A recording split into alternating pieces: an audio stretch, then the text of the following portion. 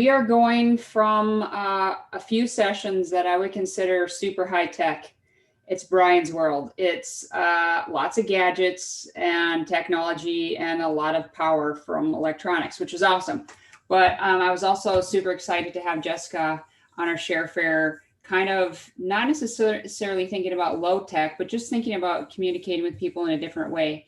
And we actually had a former nerd, Dalton, recommend Jessica because she has this cool program where she's reaching through scientific communications, kind of another group in which many of us are often asked to reach. And so she's going to be talking about her Science on Tap. And so with that, Jessica, I think I'm just going to have you take over and maybe introduce yourself. And I think if you're online, please interrupt Jessica with questions either in the chat or just speak up. I think that'll make it a little bit more interactive and fun. So thank you, Jessica. Take it away. All right. Thank you so much for having me. This is such a fun event. I'm going to try to share my screen here to get this going. So I'm talking about how to put your science on tap. And these are some tips and tricks I've learned from working with this organization through most of my PhD at the University of Missouri. I'm currently a postdoc at Penn State. I just finished up here, but this is a really valuable time. I'm really excited to get to share some of the cool things I've learned about reaching adult audiences in this really unique kind of format, and also how to organize these kinds of events. Outreach has always been really important for me. My whole academic career, so there's me as a little tiny undergraduate at Michigan State University, started with bug house tours at MSU, going through participating in ESA events like the ICE Expo event with kids, through at my PhD working with both elementary audiences, extension with farmers, and even, trying to get your parents to desperately hold a tarantula and understand why you're in this field and everything. So it's just really rewarding to work with insects with outreach. It makes for a really fun way to engage the community. And so I found myself wanting to try some other types of avenues. And that's where I reached Science on Tap, because it's different from kids. It's different from the way you'd put together a presentation for an elementary school, and it's different from the way you'd put together a presentation for farmers or for someone who's getting that product from you. It's a little bit more entertaining, and it's probably the best audience that you will ever have, is like a group of nerds that came to a bar to hear some science. So it's a lot of fun. Science on Tap at Mizzou was started by a graduate student who is studying genetically modified crops, and he was trying to reach the public in a unique way because, there was a lot of misinformation coming out at that time. It's in the news, everybody knows about it, but people don't know how they feel about it. He wanted to figure out a way to communicate his science in a nice format that was both engaging, but also reaching the right people. So he started this Science on Tap program. It was later taken over by other people. And, like you can see here, this other student here, Mackenzie Mabry, who is a lead person in this organization, linking polyploidy and brassica to beer and dog breeds. It's a really unique kind of comparisons and things you can make for this type of audience. And so I wanted to just first say that this is not necessarily my idea or my entire project overall. This is run by a bunch of really awesome people who are very passionate about science communication. I just got to be part of this awesome team. So today in this workshop, I'm going to talk a little bit about how to put together an outreach seminar for adults. Like, what are the different things that you might want to consider in this setting? How to organize your own pub science series, and hopefully at the end to have an awesome discussion about how to put together these kinds of talks, creative ideas that you've had, or how to organize your own pub science series. And especially if people have these kinds of programs at their institutions, I'm really curious to see how our programs are different and all the things you've learned over time. So before you approach an outreach talk or create an organization, you have to think about, what is your mission? What is the mission statement of what am I trying to get out of this talk? Or what do I hope people get out of this talk? Or what do I hope the public gets from this information? And our mission statement was connecting the community with the research happening at the university. So creating engaging content and also connecting that research to taxpayers, people who are now more invested in what's actually happening at Mizzou, bringing it more local and home.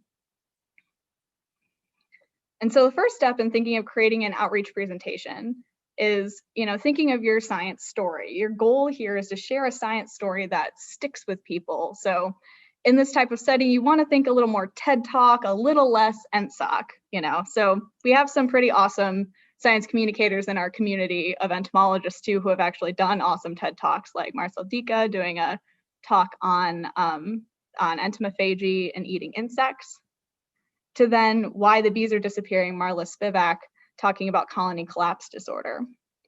And so these are two very engaging topics. They're very specific, like small chunks of information that they're trying to get out. And part of the way that they've effectively started this conversation is having an engaging title about something people are thinking about. That's going to get a reaction. Why not eat insects? That's going to get a reaction like, why are the bees disappearing? People are thinking about that. So first step is coming up with an engaging title. And here I'm picking on my postdoc supervisor right now, Sara Herman. She has a really fun system to study and come up with titles for. So maybe that's part of the reason I'm here in my postdoc is the potential for titles, but we'll see. There's other things too, obviously. For ENTSOC in the past, she had a presentation called Prey Perception of Predation Risk, Volatile Chemical Cues Mediate Non-Consumptive Effects of a Predator on a Larval Insect Pest. This is a great talk title for ENTSOC. There are a lot of words in here that entomology people know or ecology people know. And so this is appropriate for this setting, but if you wanted to figure out what part of this would be the most engaging for different audiences, you want to go through that process. Like, what is the chunk that would be most fun for this audience? And then how can I make a title that sort of gets at that? For kids, maybe you'd say something like Bugs Get Scared Too, and talk about all the interesting ways that insect fear and how that affects other traits and things in insects. That's kind of a fun small chunk of that talk. For Science on Tap, you can have more fun with that, like the smell of death, manipulating insect fear. You can get really dark or put in other references or fun things like that. So that's sort of the first step. You want to get a title because you want to bring people to your talk, especially if it's outside of school. It's outside of other things, like it's an extra thing they'd go to. So here are some fun examples of talk titles that we've had in the past for Science on Tap and the way they've connected their science in different ways. So Sean Abrams was a biology student. They combined evolution and Pokemon, and how would Pokemon, different Pokemon actually be grouped based on different evolution theories of how things would be grouped. It was hilarious. There was a chemistry student that was studying carbon capture catalysts, and she somehow turned her entire science into the plot of The Big Lebowski, and it worked, and it was amazing. Even just fun, like protect lettuce, protect our salad. What can we do with wild lettuce? Thinking about plant genetics. Physics students, especially challenging because it's such an abstract topic, catching gas in a tiny net made of pencil lead. Why on earth do you study smallmouth bass? Pretty straightforward. That's a fun one. And mine that I did was Plants versus Insects, a story of spine, spit, and assassins. And even, this doesn't have to be limited to things you do for Science on Tap. You can try to think about this too and how to develop talks for ESA as well. So here are just some examples that I pulled from the student competition talks that had some pretty creative titles coming through.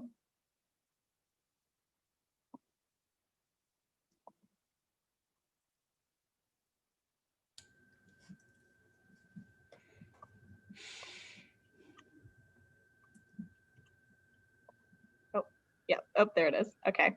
So yeah, these are some of the talk titles that I had pulled. They're pretty great. So give these students a listen. So moving on from that, from titles, now you have your title, what about the content of your talk? How would the content of your talk change potentially? This is obviously just my opinion on what to do. Do this, don't do this for these kinds of talks, but these are things that we've learned over time when helping these presenters give their talks of the main things that we would usually change in these lay audience adult talks. So don't just jump in to the talk and skip your introduction or make it generic. You want to give them a little bit of something about you so they connect to you. I'm going to pick on a grad student in our lab for this one. Her name is Lily. She's a first-year grad student at Penn State, and she studies monarchs. Maybe in entomology, we have a little bit of context because maybe we know about Penn State a bit. We know what it's like to be a first-year grad student, and we know a little bit about what people are studying with monarchs. But what is a little bit more engaging is if she introduces herself like, hi, my name is Lily. She's done research in Missouri tallgrass prairies for conservation, and then she's also traveled to the other side of the world to survey ant communities in Borneo. And so because of these experiences in conservation, that's led her to want to study monarch conservation and predator-prey interactions and brought her to Penn State as a grad student.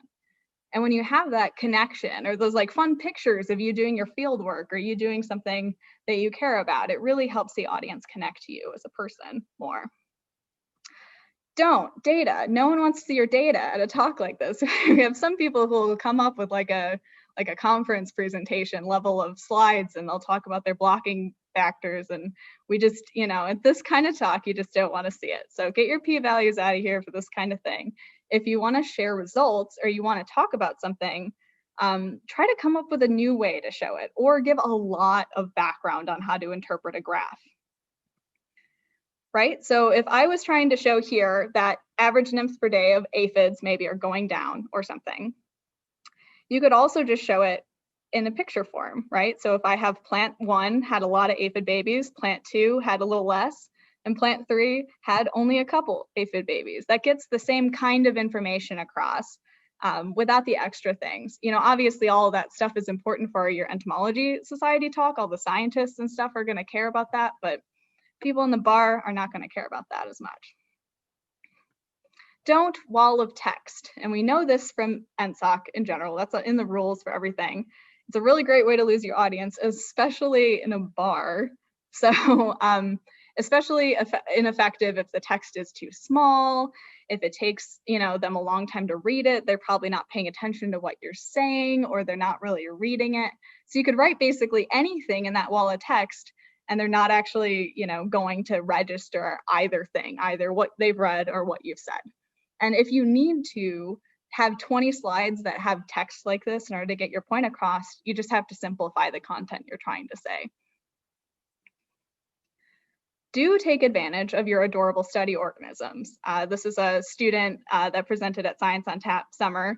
She studies spotted skunks, which I had not known about before her presentation. And they're probably the cutest thing I've ever seen. And they do this really threatening display. And I have thought about it ever since. So it's one of those things like this kind of stuff sticks with you over time. And especially as entomology folks, so gotta keep this in mind. So I'm going to also, I keep picking on people I know. I'm picking on an old lab mate of mine, Kyle Paddock. He is a grad student who did a Science on Tap talk. He actually also has a talk at the entomology meeting. So this is the payback, is here's advertisement for his talk on demand. He works with Dr. Bruce Hibbard and Debbie Finke. And so his work was studying how microbes affect resistance to BT and Western corn rootworm. So, you know, there's a lot of angles you could go at there. Are you going to talk more about BT? Are you going to talk more about Western corn rootworm? Are you going to talk about genetically modified crops? Well, Kyle's a microbe guy, so he wanted to talk about microbes. And when we were thinking about, I was helping him with this presentation, he's trying to, you know, we're realizing that people really don't know a lot about microbes in general. So you got to give a lot of scaffolding of what microbes are, and then maybe some just cool stories of how microbes actually affect our lives or insects' lives. So here's just a couple slides from his presentation. I'm going to kind of scroll through to show how he really simplified like his take home here, but it created some really nice stories that helped build up to what he actually was studying. And it was able to, the audience was then able to kind of figure out, pick out some examples along the way. So he talked about what microbes can do for insects, and he gave 3 different examples. He talked about turtle ants, thinking about how microbes can help insects get nutrition. Nice animations. help them get more from their food. Talked about aphids and aphid resistance to parasitic wasps, more cool animations, and how that can prevent parasitoids from developing if they have relationships with symbionts. And then finally talking about mosquitoes. A lot of people have thoughts on mosquitoes, think about mosquitoes. They affect people, so it's a good one to talk about. He was able to even get into Wolbachia and talk about how Wolbachia affects mosquitoes as vectors and ways that we're thinking about managing mosquitoes using Wolbachia. And that was really interesting. I know a lot of people were very excited about this idea because they hadn't heard about it before, but they had that scaffolding from all these examples to build up to understand this topic better. So he had these great 3 examples, and he was able to get a little bit into his work, but not too far. So as a summary for this first little bit here of advice for creating these talks, introduce yourself and what you're into. It's always more fun to hear from people when you get to see what they're into, and it just helps them build confidence at the beginning of their talk if they're able to do that.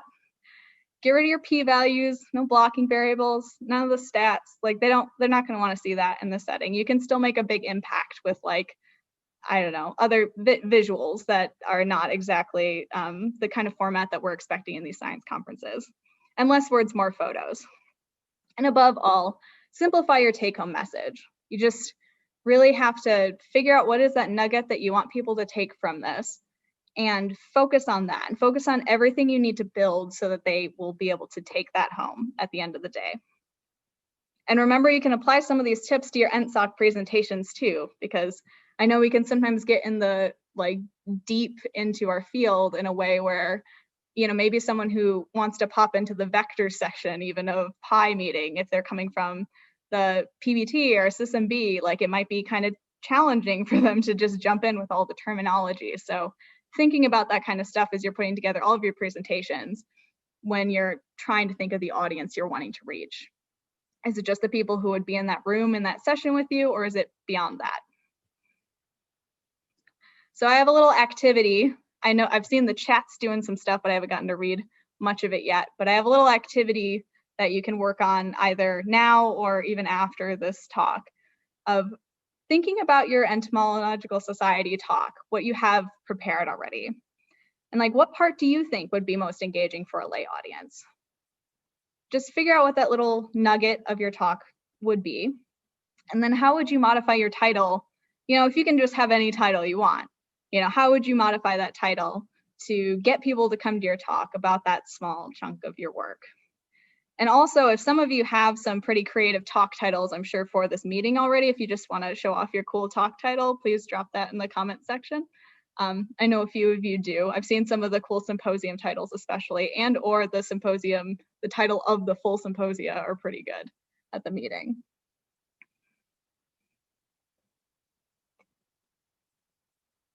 So that's my challenge for today. And we'll check some of those out when I get to the end here. Okay, so this next little chunk is how to organize a pub science seminar series. So this is the way that we approached it, and here are some tips too about things to consider when you are approaching this kind of event, organizing this kind of event. So when I talk about board member roles, how we picking a location, just the talk logistics we used, how we advertised, and the SciComm training that we did for all of our speakers, which was really unique part of our program that I thought was really effective and awesome. So we had different board member roles. We had a president that communicated with the university and seminar location, a treasurer who accepted the donations, and we had merchandise, we had shirts, we had some stickers, we had some other little things over time. The donations went to buying the speakers beers for when they present at the event, which was a very nice gesture, I thought. Social media coordinator. So this is the person who would advertise for the event on Facebook. We also live tweeted events and tweeted before events. We had a SciComm expert on as a board member, and that person had to have some formal science communication training in order to be in this role. And they would host these practice talks, which I'll talk about a little bit more later, but they also were the one that was supposed to like have the good advice for that. Like they're supposed to facilitate and host that kind of event. And then the actual event host. So somebody to like get the crowd excited is a rotating position of board members or people, and energizing the audience, introducing speakers, you know, giving shout outs to the bartenders that were there so that people would tip and you can make your location happy. And speaking of that, picking a location that works for you. This picture down here is from our second location. That was my favorite location. It was this place called Craft Beer Cellar in Missouri, in Columbia, Missouri. It was a really fun spot. But when you're thinking about these locations, think about your audience and how inviting this location is for your audience. Are you trying to get the locals to show up to the talk? If so, have the event there. Like, don't have it at the bar that all the college kids go to, you know, like think about what is that local bar or what is that local event space that would work out well for this event. Are there non-alcoholic options? You know, do you might want to think about that, and that's something we can talk about in the discussion of like, what are some unique spaces that we can go to in order to facilitate that kind of thing? Do they allow children? Other things like that. Does the location have a TV, a projector, a blank wall if you're doing a PowerPoint style Science on Tap? You know, having that kind of stuff at the location is helpful versus trying to bring it there or something each time. And so this is the tip, is if the location hosts a pub trivia or something like that, they already have sound systems, microphones, screens hooked up to be able to facilitate that. Another piece for us that was important is if they allowed dogs. So both of our locations that allowed dogs, and that was a really fun part of our event. Talk logistics. Our talks were once a month. We had 2 talks that were 15 or 20-minute talks per event. And the presenters had slides, slide advancer, and a microphone to help facilitate. As for advertising, we'd advertise on Facebook by creating flyers every month. We'd also advertise on Twitter, and we'd live tweet the events. In addition, we advertised at different events happening in the community. I gave a short version of my talk at the March for Science that happened in, was that 2016? And at local, or 2017. And then also we would sometimes go on our local NPR morning program, but that was a little bit challenging to facilitate because that's always like a kind of a crazy experience with your grad student schedule, but it's very, very unique. This is the part that I'm the most excited to share from our program because I haven't seen a lot of other people doing this. We would have a formal science communication training with our speakers before they give their talks. So it was a practice talk of the 2 speakers with all of the board members. And it helped to like get the speakers familiar with us, so we're some friendly faces in the room when they're giving this talk, and to help them get a feel for the type of event. Because sometimes the speakers hadn't gone to Science on Tap before, or they'd never given a seminar like this before, or even any kind of outreach seminar before. So, you know, they'd come with their like talk they'd bring to their science conference, and we'd have to just work on whittling it down to something that would be approachable for this kind of audience. At this event, we'd provide written feedback to the presenters. What did they like? What did we like about the presentation? What could be improved? And overall, we were trying to maintain an encouraging and constructive atmosphere to sort of show them that this is a really fun event and it's nothing to be afraid of or nervous about. And when we did this, it dramatically improved most of the talks. Like it was pretty, it made a very big difference having this kind of thing beforehand. And so just overall thinking about it again, what's your goal when you're approaching your outreach? Is your goal to give people something that they can take with them? Is it to connect with people and connect with your audience? Or is it, you know, to have people know, you know, just how smart you are? You have to think about that when you're preparing these kinds of talks. And when you're preparing your organizations, to make sure that your goals are aligning with what is happening at your events.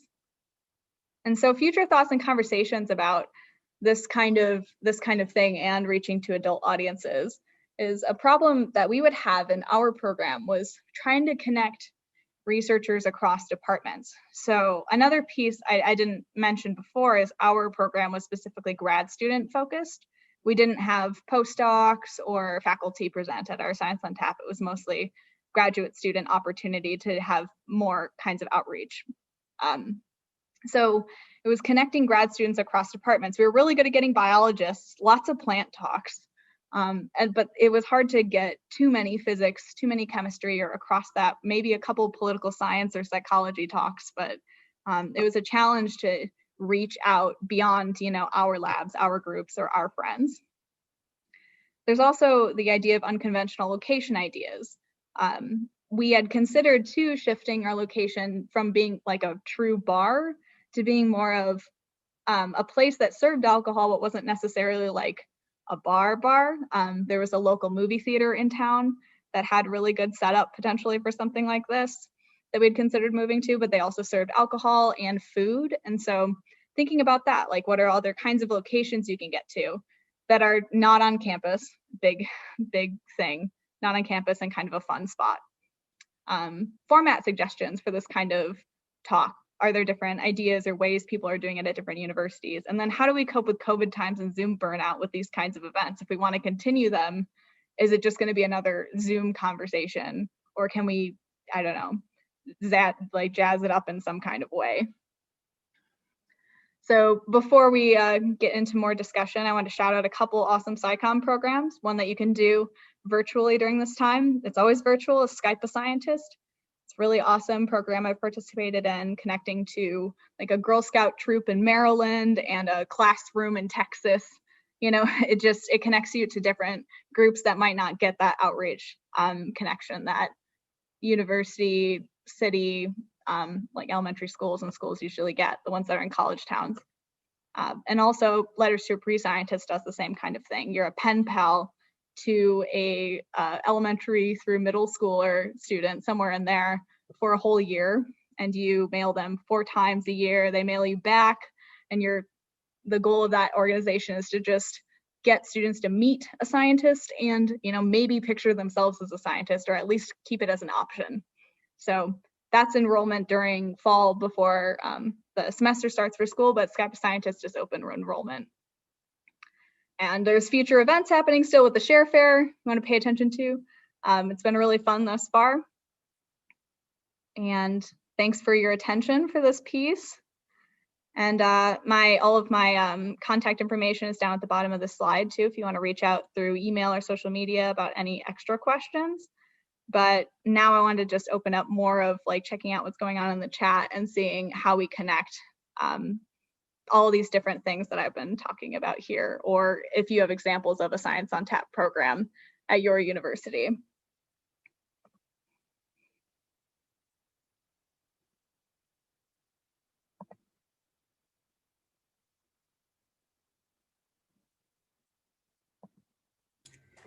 Jessica, are the presentations usually delivered through PowerPoint, or do people just kind of like more wing it? We usually do PowerPoint so that I think because then you can show more pictures of things, like to try to describe, if I want to talk about aphids, right? Like how long do I have to spend describing what an aphid is for people who've never seen it before? I think it's helpful for certain pieces to have that. I know other universities do a different format where they don't have that. So I can see the advantage of both, but since our talks are like 10 or 15 minutes, I think that'd be a little too long not to have something visual going on. Yeah, I don't know if the venue could allow for PowerPoint, that's great. I'm just wondering if they didn't, if you'd considered using like that corrugated posters, just like a few key posters for something that was like really important for your discussion. Yeah, no, that's a great idea to be able to, facilitate this kind of event in other spaces for sure. Puppets? May I suggest puppets of some kind? No? No, that might be. Seriously, is there something different? Yeah, something different. You guys have to, they might not be expecting something like that, but. Mm-hmm. At one of our events, we try to include some kind of audience participation if you can, getting people to raise their hands, do things. One person was explaining how vaccines work and had this cool activity where he handed out cards to people, and it was like, are you vaccinated, are you not, and then had like a pandemic go through. This is pre-pandemic times, but had something go through and like saw like, you know, who was infected, who wasn't, who had the vaccine, who wasn't, just to explain how vaccines work. And that was pretty cool. So there's all sorts of things you can do like that to get the point across.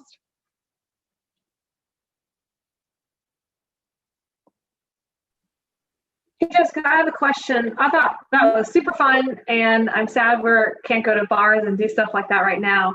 Right. But I'm curious, do you have, like, what's your audience like? Do you have regulars that come every month? Are they interactive? Do they ask different sets of questions than your typical grower or outreach classroom audience? Can you just talk about what the audience participation is like?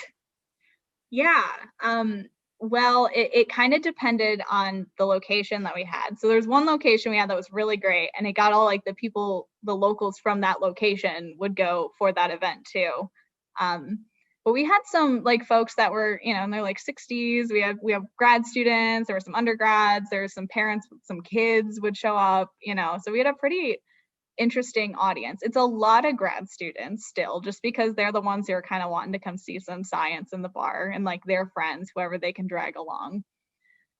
But yeah, we could have a pretty diverse audience at times, and the questions were pretty fun. I mean, unless your advisor was there and they were like gonna heckle you and that was the point of coming or something like that, usually we said non-technical questions we'd specify, and then some people would get into the weeds and we'd have to shut them off, you know, or have them go talk later. But yeah, you got really great general questions.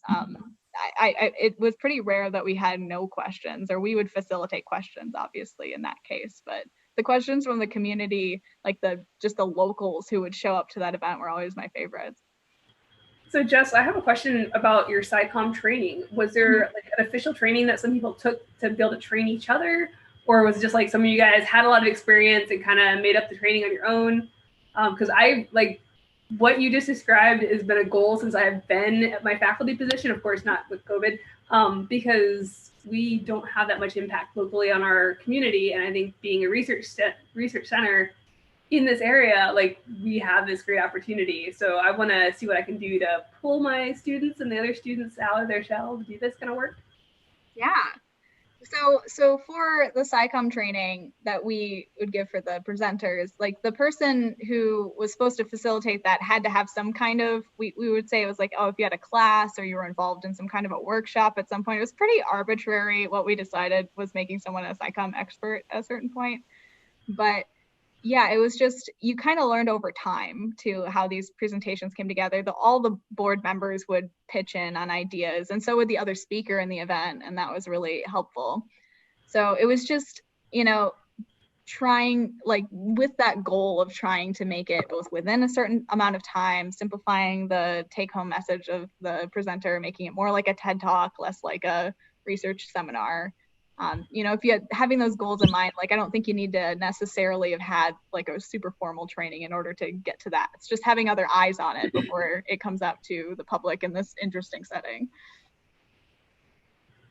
That's cool. I may have to tap you for some advice. For sure. Yeah.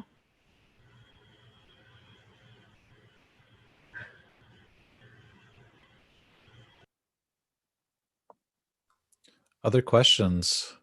Yeah. If not, I'm going to ask one. So, okay, I mean, you know, you have this pandemic. I know that just becomes the focus for a lot of things, but we're trying to, you know, interact and get, you know, some type of community going with this online space, and Zoom, people are Zoomed out.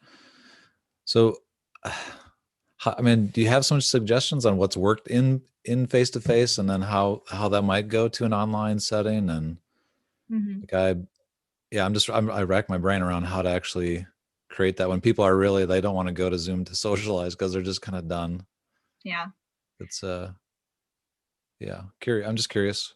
Yeah.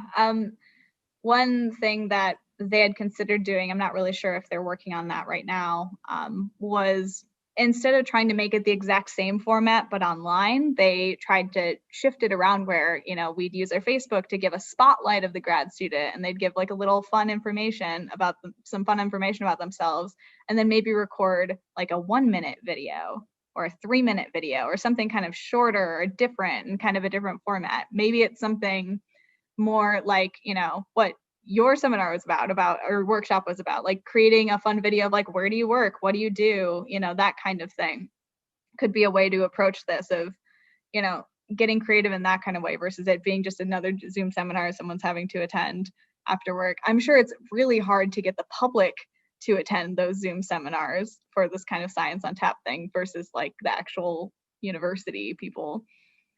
So I think it's coming up with something that is still getting your goal across, but being maybe different enough of a format might be more effective at getting people. Research TikToks, that's one way. I saw in the comments. I have another question too. How did your advisors or administration or anyone at the kind of university and college level view this? Did they come? Did they like it? Did they give you feedback on it? Yeah, I mean, I had a pretty supportive advisor on this kind of thing. She was very into science communication kind of outreach things.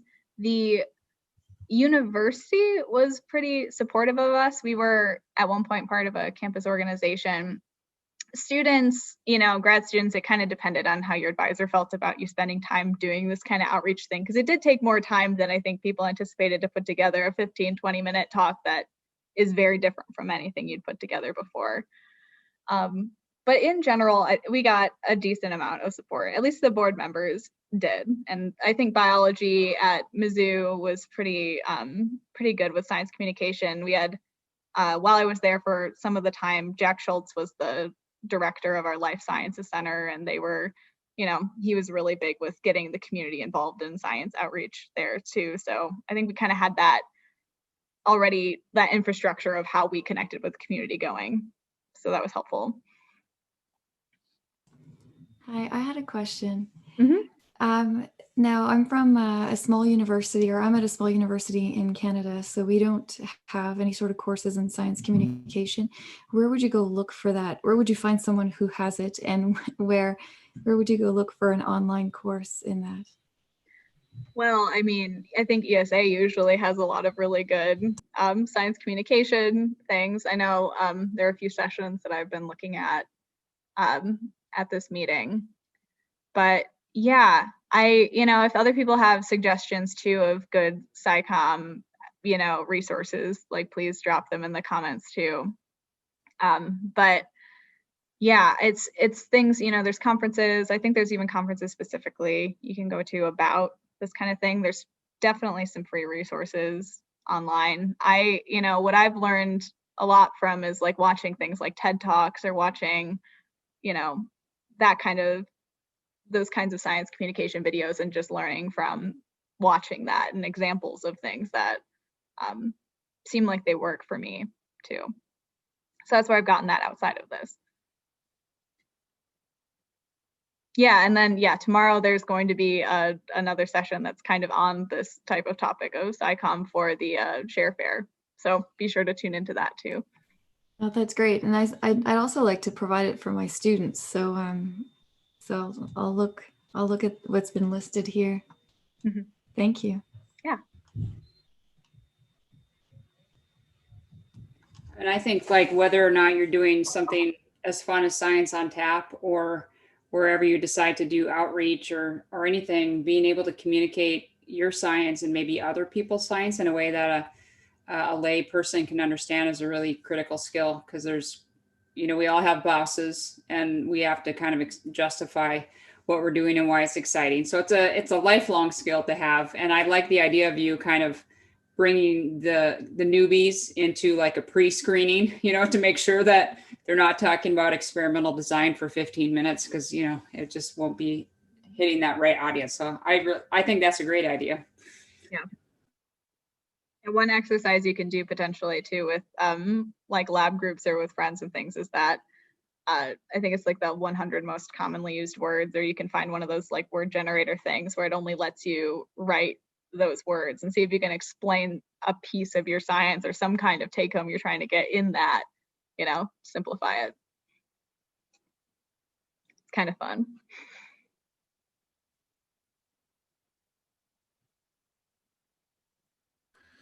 Can you take us through your title creation process? Because yeah. But I think that's like you said it really well. Like, yeah, you can write a lot, but how do you like get it down to that message, and how do you make it creative and entertaining and capturing, and like, what's your process? How do you do that? I'm curious. So for thinking of, science on something like Science on Tap, my process for ESA was always, I would send my advisor like 5 wild ESA talk titles and then 1 serious one, and then she'd be like, oh God, and then she'd be like, okay, I'm glad you're talking about the serious one, was the one you actually wanted to do. Like, some of it's just having fun with it and just pushing those boundaries, because we don't always get to do that, in certain settings as much as like having as much fun with this. So for something like Science on Tap, it's feeding into like, what is the fun weird thing you can talk about with, if you're going to talk about like parasitoids or something like that, oh my God, there's so much cool zombie, mummy, you got all sorts of like science fiction type of references you can make, talking about, somehow comparing it to like Game of Thrones, Army of the Undead. You can do all sorts of fun things there. So my process is, it's hard to know exactly how it all comes together, but it's thinking about things like that. Like, what is like a cool, if there's like a public, like if there's some kind of a reference or something you can get to of something people are very interested in general. People are, have great talks of like connecting things to Harry Potter or that kind of world of, I know one of my friends had a talk of like fantastic parasitoids and where to find them and that kind of thing. So yeah, just making those kinds of plays can be fun for this type of audience. It seems like pop culture, then social references become really important to make those connections with people. Mm-hmm. Yeah. Yeah. I'm just looking for excuses to do more Netflix. So that's all I'm asking, is just so that I have a way to connect my binging to my science. Yeah, exactly. Just keep a pen and paper down, like everything. There's some truth to that. Yes. Mm-hmm. Yeah.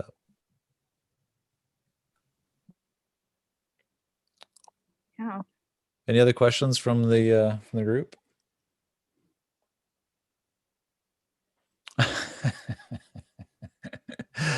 This is Jody. Erin. We didn't do our own series, but if anyone wanted to like dabble in it's a little bit scary at times because we didn't know how well we would be supported. So we kind of just went undercover and would go to bars or to the science cafe at a bar. And we did our talk and we were talking about like bug sex, but they offered like free pizza. And it was the only time I'd ever been drinking and giving a talk. So it was kind of awesome.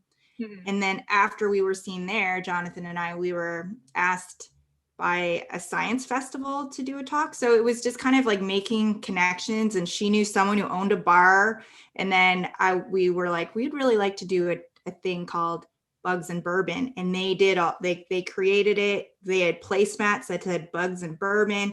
We brought tarantulas into a bar. Like, it was kind of fun, but yeah, we didn't know how well work would like that. So I think what you guys are doing is so awesome with the overall science. So yeah, it was really great. Well, it's super creative. I like that. I think our what we've learned from locations and getting a bar to coordinate this kind of event with you is like, go on a weird night when they normally don't have anything, so it'd be like a Tuesday. That's the only thing, you're kind of, it's a good excuse to go out on a Tuesday then for, your friends, but it's a night where they're not getting as much business. And so then you are coming in and you're giving them business because you're encouraging people to get beer. You're at least buying the speaker's beer, So yeah, like that's a piece with that. It's a little tricky to coordinate with the location. It definitely helps to have a good relationship with them. And, definitely be respectful of them, or advertise some of the bar's events too. Like when you're at Science on Tap, you can advertise this bar is having this event tomorrow night. So, it's a partnership for sure. And I know one of the locations that we were working with, the guy was so excited about our event that even when we had to switch to a new bar, when that bar had closed down, he would keep coming to the events just because he liked it that much. So that was fun. Bring cricket snacks. I never actually brought insects to the bar. I'd thought about it. I wasn't sure if they would like that or not. I didn't get brave enough to get that out there, but.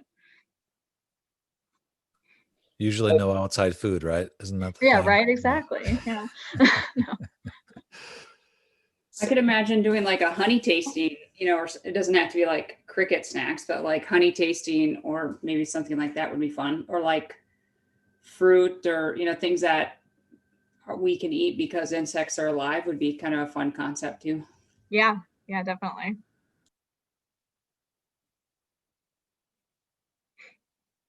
Sara was saying could be a public health issue bringing the insects into the bar potentially for people. That's what I was told when I did mine. So I did not bring any insects. But, if you go to a bar that allows outside food, I think it would be you'd have more options.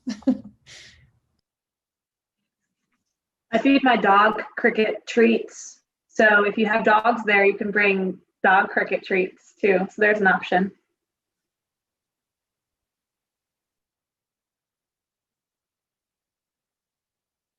Yeah.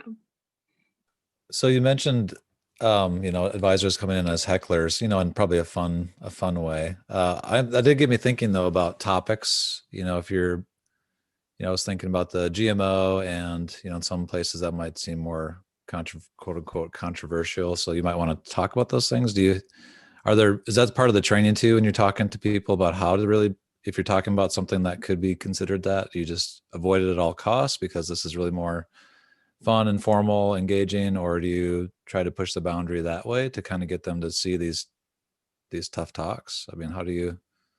Yeah, I think we ended up just kind of pushing the boundaries because since the person who started it, his whole thing was, I'm going to talk about, demystify GM crops in like every way he can. I think he now works for Monsanto or something as a science communicator, but so I think that helped sort of facilitate that's our take on this. So, I mean, we had sessions on like vaccines and just like, trying to break down myths about vaccines or, those kinds of topics. So we really didn't have anything like that, like off limits. In some way, sometimes the students who were studying those things, they knew they were studying something that could get some interesting reactions. We haven't had any issues with that. I don't know if they did more so early on, but we haven't had issues with like people being upset in the audience and like loudly vocalizing that. Maybe, yeah, it might be different in other places depending on what you talk about. I don't know if maybe we had more psychology or social kind of science folks, if you could get into that a little bit more too. But yeah, it's something, I guess it's something to keep in mind. Yeah. Thank you. Mm-hmm.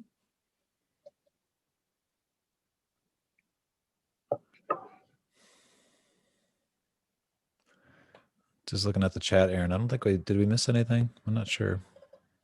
I don't think so. So there's a resource list that Erin posted and a link to like a really sad blog post on my website that just has the link to the resource packet, but eventually it'll be populated with other things, I think. So it's more of the how to do a science on tap if you're thinking about doing that, the information just synthesized into one document. People were sure getting creative with like titles when you suggested that, and maybe so we kind of went on a few different tangents, but yeah, I don't think there's any outstanding questions. Yeah.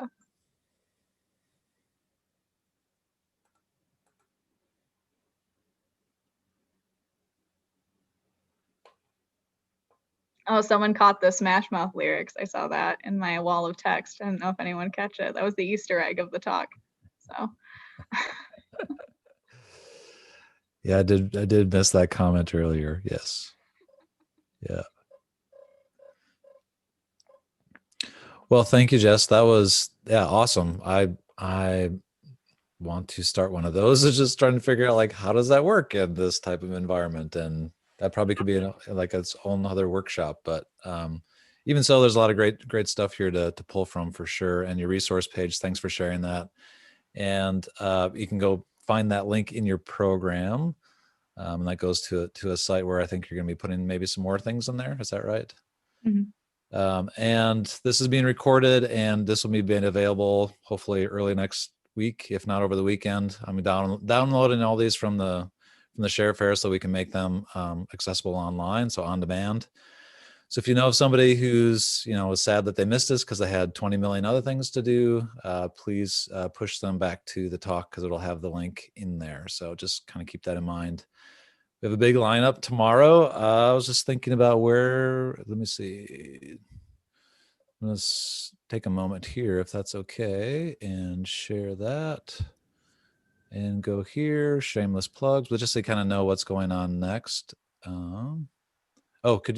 Would you mind stop sharing your screen, Jess? Yeah. That way I can share mine and make sure we are set for tomorrow. So Joni will get us started at 11 with identify audiences who need.